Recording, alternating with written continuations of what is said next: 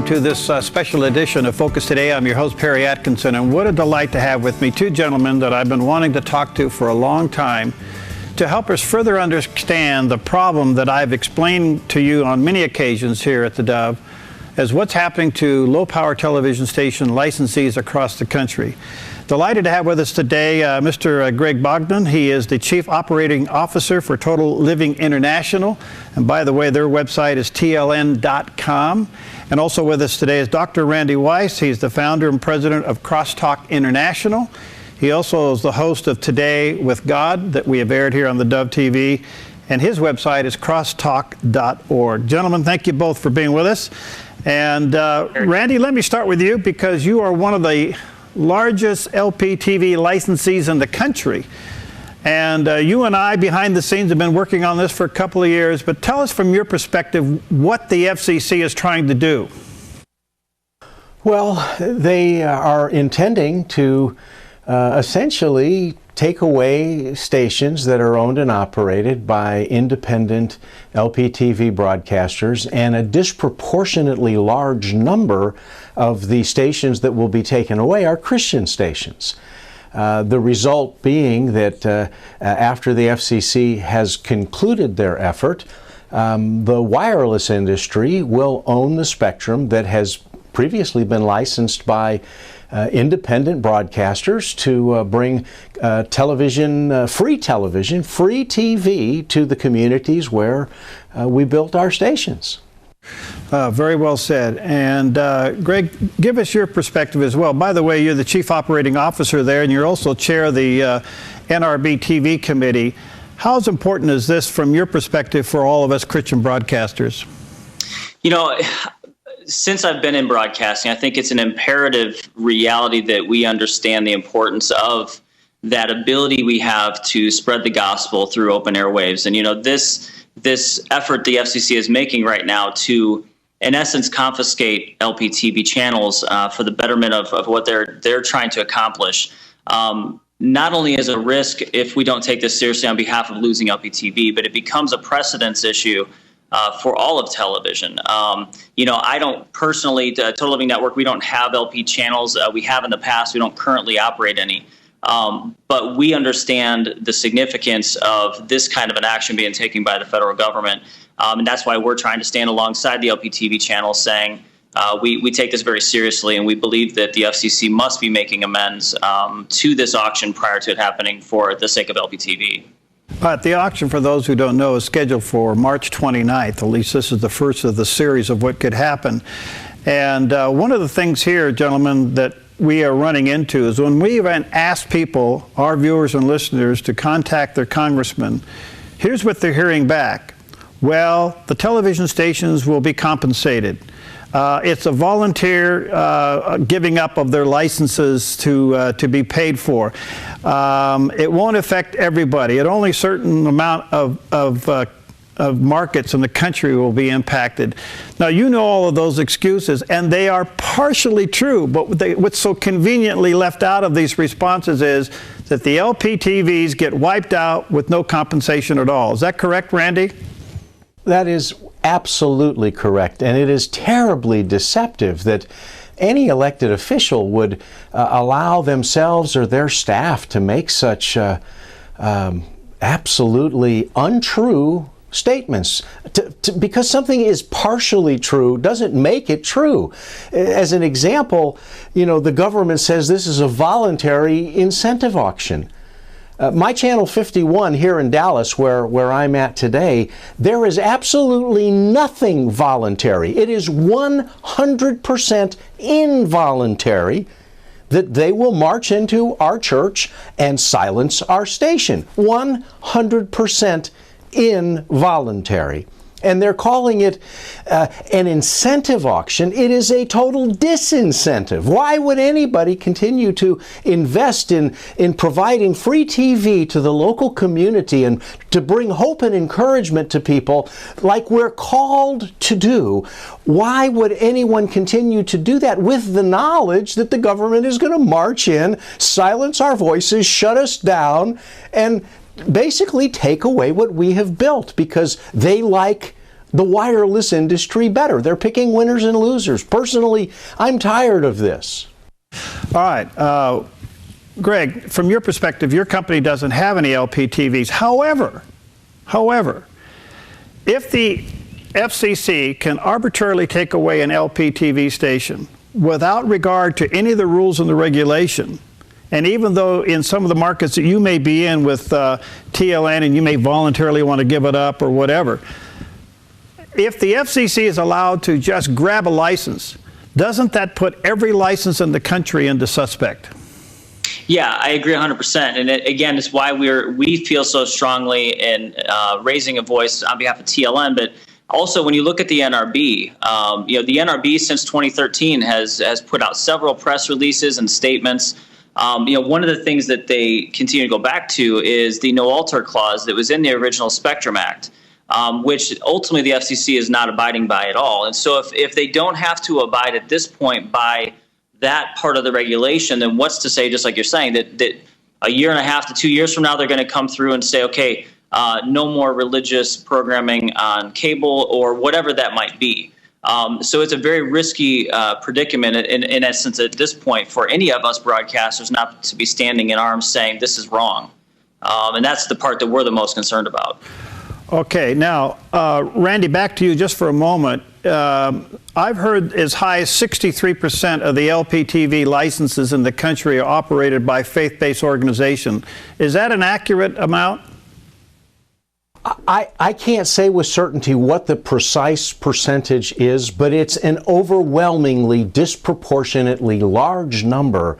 And it's not just religious broadcasters, it's also minorities and foreign language broadcasters. The reason for this, Perry, is quite simple. None of us can afford to enter into the full power television market. It's tens of millions or hundreds of millions of dollars to do it. And so that's dominated by the big players. And the government opened up LPTV licenses to our industry with the specific intent of minorities and female-owned entities and religious broadcasters, community broadcasters, to come and do the things that we do. They invited us to do this, and now they're threatening to silence us. And in a very real way, we are the canary in the coal mine. What you alluded to earlier, that if they can take our license away, no license is safe. And ultimately, the result will be that the airwaves will be controlled by half a dozen gatekeepers that the government has tapped and said, you're big enough or you're smart enough or you're rich enough to be able to be in charge. And the rest of us, well, if we want to have a voice, we'll have to go grovel to the gatekeeper and say, please, can I come and simply say, Jesus Christ changed my life? And he's still in the life-changing business. And the answer to that will be no, or maybe, or if you have enough money. Whereas now, I can go on the stations that we have licensed and built, and others can come to our stations and say, Jesus Christ is Lord. He changed my life, and he's still in the life-changing business, and we don't have to ask permission. We have a privilege that should not be taken away. Our communities deserve the message of the gospel. Our communities are filled with people who are facing hopelessness and discouragement, and we bring hope and encouragement. This is our call. This is our right in a free society, and this is our right as licensed television broadcasters. And it is my hope that people who hear this and see this message will pick up their phone and call Congress and say, no, we've drawn a line in the sand. You can't cross this one. All right, this is where we're going to go. I've got to take a break here in just a moment. Let me just say to our viewers and listeners, wherever you're watching this, what Randy just said is the bottom line. You need to call your congressperson and let them know, here's what we're asking you to do. Save free TV and stop the auction in March. It's as simple as that. I'll get into the statistics with Greg and Randy in a few moments about how large free TV is. Many of you are watching us right now over a set of antennas, and it's costing you absolutely nothing to receive us. And that audience is now huge in America and growing every day. What would you think if you were forced to lose that and pay a company to get it back? That's what could be at stake here. And we'll talk to both these gentlemen about that when we return. I'm Paulina Leiser, producer of Focus Today. Thank you for watching this video, and make sure to check our other videos at theDove.us. Okay, welcome back, and what a delight to have with us today Greg Bodan. He is the Chief Operating Officer for Total Living International, TLN, in Chicago. TLN.com is their website, and he also chairs the NRB TV committee. And also with us today is Dr. Randy Weiss. He is the founder and the president of CrossTalk International. He also hosts a program you see on the Dove TV known as Today with God, and his website is crosstalk.org. And we're talking about something that I've been talking about for quite some time, and that is the real possibility of a lot of low-power television station licensees losing their license for no other reason other than the government wants to confiscate them, sell them to a wireless company for profit. And that's all that it's about. Greg, let me come back to you. What we're calling free TV, over-the-air reception, off antennas, however you want to explain it. I've seen figures as high as 37% and growing. And to see that a big majority of that could be wiped out is part of the argument, isn't it? Right. You know, I have the antenna on top of my house, and I just recently reconfigured it, and I have 72 channels.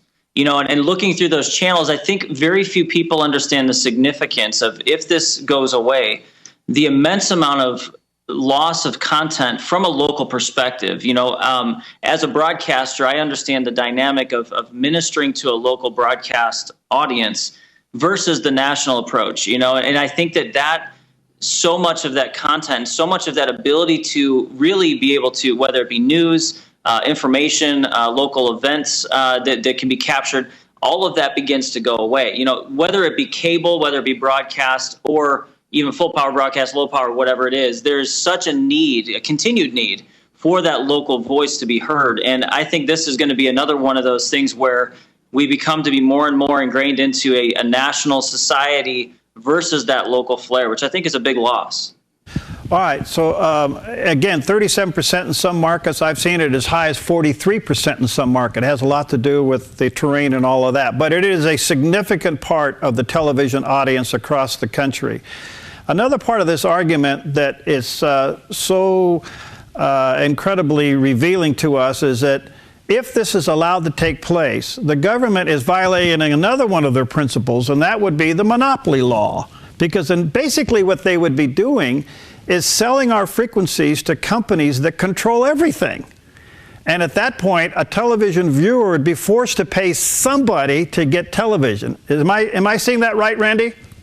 Well, that's certainly my opinion. Anytime that the diversity of voices is reduced for the benefit of a small handful of powerful companies, that's bad. And in fact, AT&T, I've seen internal documents prepared by AT&T for their own organization that says they want to return to the pre-divestiture days. They want to go back to before Ma Bell was broken up. They love monopoly because they get to control. And, you know, the truth is that they have no interest in the things that our communities are involved with or interested in. They have no interest in what we do as Christians. They are powerful Wall Street darlings, and this is a government that is in bed with Wall Street, and it is absolutely going to be crushing Main Street. All right, well said. And Greg, back to you just for a moment. Another trial balloon that we saw happen along these lines that we didn't react to in time was the government regulating the internet and turning it into a utility. I mean, that in itself was an indicator that the government is happy to control the airways, don't you think? I totally agree. You know, in fact, TLN this past year, we've had 4 different times that, for instance, Facebook has taken our Facebook page down and not allowed us to repost because they felt we were becoming too religious, or I'm not even sure. They wouldn't give us reasoning, but we were down most of those times for over 1 or 2 days at a time.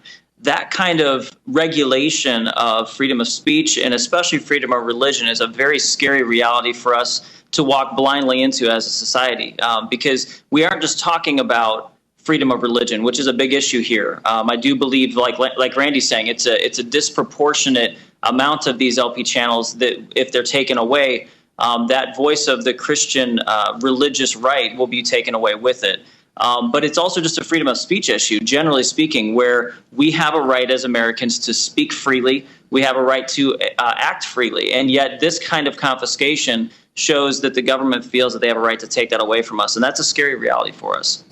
All right, just to make things real clear to our audience, the FCC has now put together an auction. By the way, the mechanics to deliver this auction is in great disarray. They haven't even got the software ready to handle this auction, let alone pull it off. It would significantly impact low-power television stations as we know it. Now, part of the arguments when people call their congressperson, they're hearing this: oh, well, they can voluntarily let it go. Oh, well, they're going to be paid for it. Can you explain that part of the argument, Randy? Because that's true for high power. There's been some money set aside for them, but nothing for us low power. Is that correct? Right. In fact, it's more devious than that, Perry, and I want to speak very bluntly. The big guys, the big broadcasters are protected. Totally protected. And they are going to be raking in hundreds and hundreds and hundreds of millions of dollars. And that's the reason they're not talking about this. This is going to be a big payday for the big guys. It's going to transition, it's going to transfer the actual control of the airwaves away from broadcasters and feed it right into the belly of the beast. I'm telling you, the wireless monopolies are going to control beachfront property that is currently licensed by local broadcasters. But again, the big guys will get bigger, fatter, more happy because they're going to just cash in. The little guys are going to have their stations confiscated without a penny of compensation. And those who are fortunate enough to have some room to move, they're going to have to move on their own nickel. Congress just put up another bill to add to the $1.75 billion that the government has set aside from the auction to reimburse the big guys for any costs they may encounter when they have to move their stations. They will have room to move. They're protected. $1.75 billion wasn't enough. They're now going for another $1 billion because they know how expensive it is to move a station. The little guys, we're sort of like being told what the American Indians were told, Perry. Come to the reservation, it'll be beautiful, only it's worse. There won't be room for a reservation. When Congress tells your callers who call the congressman that, well, they're going to be reimbursed and then they can move, that's a lie. We're not going to be reimbursed, and I guarantee you there's no place to move. If you have a station here in Dallas, Texas, or any of the major markets, there's no room left on the dial. The FCC knows it. Congress knows it. But they're not telling the truth because they know the outcry that would come if the public was told our free TV stations are going away. Okay, now another part of this, maybe Greg, you can help our viewers understand, and that is this. The term LP, even though it's low power television, some of these LPs are anything but low power. They're quite big in size and scope, right? Yeah, absolutely. In fact, in many of the communities, these stations are operating, to the end result viewer, there's no difference in what they would see as an LP channel or a full power channel. And that's why I think, again, this is so critical for your viewers, especially to understand the significance of what's happening here, because very effective broadcast stations could be taken out of commission here. And again, not just religious stations, but many stations across the United States that are effectively communicating to that local broadcast audience will be taken away. And there's nothing they can do about it. And again, we're not talking about ineffective stations here. We're talking about stations that really do have a voice in their community. Let me ask you this, Greg, also. Some will say, oh, well, it's only going to impact certain markets. So they're getting a call, they're called a congressperson to say, well, only the top 10 markets in the United States are really going to be impacted. Now, we don't know that, but here's what I read in between there. Why would us broadcasters allow any of our fellow broadcasters lose their license arbitrarily, no matter what market they're in? Right.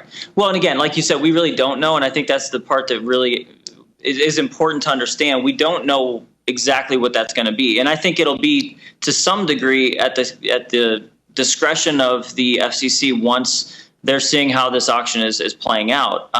But again, it comes back to the comment you made earlier too, Perry, of if they can do it today, if they can do it now, what's to stop them from continuing to do this, not just with LPTV, but with other areas of freedom of speech issues, as well as other broadcast issues that affect all of us. So it's a scary, scary place we're moving into with this if there's not something done to protect LPTV in this auction. All right, let me talk to both of your hearts just for a moment. One of the scriptures that we use here at the Dove is this, Romans 10:20. I was found by those who were not seeking me, and I manifested myself to those who didn't ask. That's the miracle that happens through Christian television every day. God matches the content of that program with the person's need every day. Both of you experience that in your ministry. We experience it here. And to have that go away, have that tool taken out of the Christian arsenal would be significant. Don't you think, Randy? I think it would be a crime. I think it would be a retreat.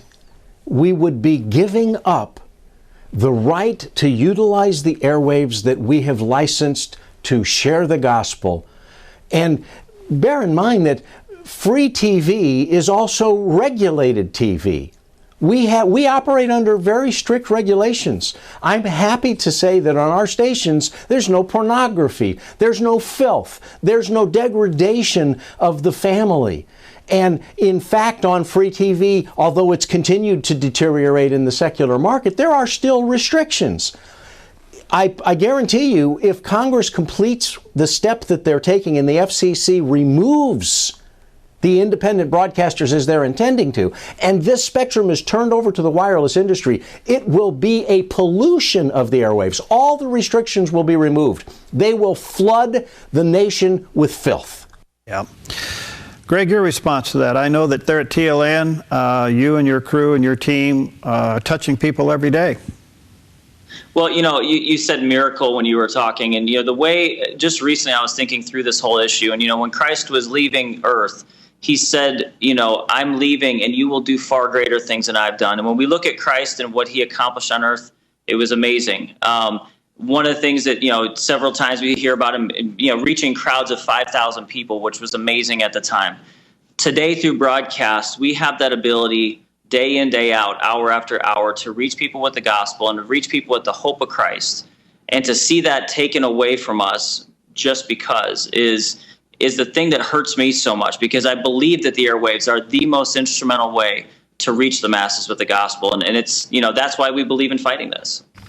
Well, I just want to say to everyone, this is a clarion call for you to politely, nicely, but very clearly communicate to your congressperson immediately. Call them immediately, send them a text, send them an email, or call their offices both in their district and in Washington, and ask them to do two things: save free TV and to stop the LPTV auction set for March 29. Just stop it. We didn't get in all the details how unprepared the FCC is ready to do this. We're just sticking with what could happen if they did go through with this, and they are scheduled to do it. Both Randy and I have been in several meetings where we've heard officials from the FCC say, we don't know about anything, we'll just have to wait and to see what happens after the meeting. Right, Randy? Yes, and when your viewers call in, I think it's important that they also ask the Congress to instruct the FCC to wait until The Government Accounting Office impact study is done. The government is doing a study to find out what the results of this will be and how many stations will be damaged and how many viewers will lose their TV station, the ability to watch their station. If Congress would tell the FCC, wait till the report's in, and then act and mitigate the damages before you do the destruction, that would be so important. I couldn't say that better because, Greg, maybe you can comment on this. The FCC did not do their impact study prior to announcing the auction, which in itself is a violation, right? Everything that I've seen so far, they're in no place to be ready to make this thing happen, and they're really not sure how it's all going to pan out. So much like you were saying, it's kind of a shot in the dark, and we'll see where it goes. But there's so much money to be made. Why not move forward? That's pretty much it. Thank you, gentlemen, both, for being with us today. And again, call your congressperson, email your congressperson, call both offices. You might even want to call your Senate representatives as well, and just put the heat on all the way around and say, hey, look, stop the auction, save free TV, and let's see what the impact study is going to be all about. Thank you both. We'll see you next time on Focus Today.